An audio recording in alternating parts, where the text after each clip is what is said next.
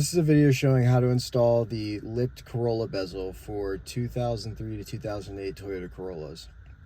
On these older Corollas, a lot of times what happens with this upper cubby door is that the hinges will break and the door will no longer close or want to remain closed. You can see this one's kind of hanging down at an angle, about ready to fall off. And the only way to properly fix it is to replace the entire center console, which usually runs for around $100 used, and there's no telling how much time that one has left on it before the same thing happens again.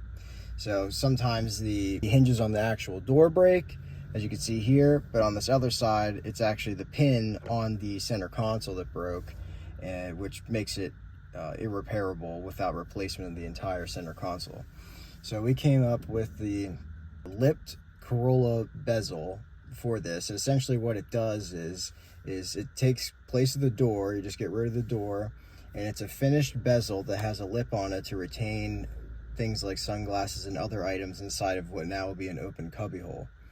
I will show how to install this. I'm going to show two different ways. First way is going to be the easy way. It's just going to be basically cutting off these tabs. And then the second way is going to be a little bit more of the professional way. If you're worried about the excess of these tabs sitting behind the dash rattling around or something like that, the second way will take care of any of those concerns, and it'll show you how to do a really nice job. So the first way how to do this is just take a pair of precision side cutters, just any real side cutters will do. And what you're going to do is you're going to cut off these tabs that are retaining this door on the front of this bezel. And you can just do that by sliding this down in here and snipping them off. I'm not actually going to do it because I'm going to take it apart and show the other method. If I did it now, I wouldn't be able to show that, but it's pretty simple. You just snip them off, and then at that point you could skip to the part of the video where we actually go to install this. So now I'm going to show you how to properly take this apart and more professionally. So there's only really two things you're going to need to do this. You're going to need a plastic trim removal set and a Phillips screwdriver. So starting down here near the shifter, you just take any of your plastic trim removal tools and you just slide it in here slightly, pulling back and forth, and just release these clips, being careful not to break them. At which point you should be able to pull this entire bezel that goes around the shifter out. Kind of lift the door here out of the way. At this point, we just take the fan control knob. I like moving it to the center position before I do this, and you just pull straight out. Moving it to the center position will help you with reassembly. Use a Phillips screwdriver to take out a single screw here.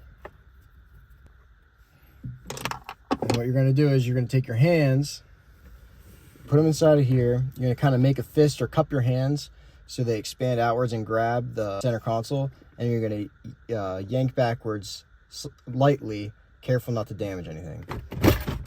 And the center console will just pop right out nice and easy. At this point, this is all the further we need to take this down. If you look here on the sides, usually have a spring left, and all you have to do to remove this is just pull the spring out of the retainer hole on the center console. Do this for both sides, and you can just lift the door right out. Now we're going to start reassembly. So to put this back together, just line everything up nice, being careful not to scratch anything. If something feels like it doesn't want to go, don't force it. Just lightly press it together. Everything should line back up and snap into place. We're going to take the screw that we just took out, the Phillips screwdriver, put it back in. Snug, doesn't need to be anything crazy. Take this trim piece, put it back in by sliding up towards the center console and then rocking it downwards and just pressing down by hand. Put the knob back on. I moved the knob to the middle position before I took it off. You just simply have the arrow pointing straight up at the 12 o'clock position, and it just slides right back on. First thing we're going to do is, while wearing gloves, it's best to clean off the surfaces that the double-sided tape is going to adhere to so you get a strong, reliable bond. Recommend 91% isopropyl alcohol while wearing gloves with the hand that you're going to use. Get yourself a microfiber or other similar towel. Stab a little bit on there. Just wipe down these two side surfaces, on the one on either side, just to make sure that it's nice and clean. At this point, we're going to take the bezel, we're going to flip it around, and remove the plastic covering over the double-sided tape, while being careful not to pull off the double-sided tape that's adhered to the bezel itself already. Once you peel it off, make sure you don't touch the tape surface. Once the plastic covering on the tape is peeled off, you are now ready to assemble the bezel. There's a slot now exposed in the bottom side of this storage container. Insert the bezel into the exposed channel while having the bezel angled out towards you slightly. Once it's fully in place at the bottom, take your fingers on the side and just slowly rock up forwards while applying light pressure.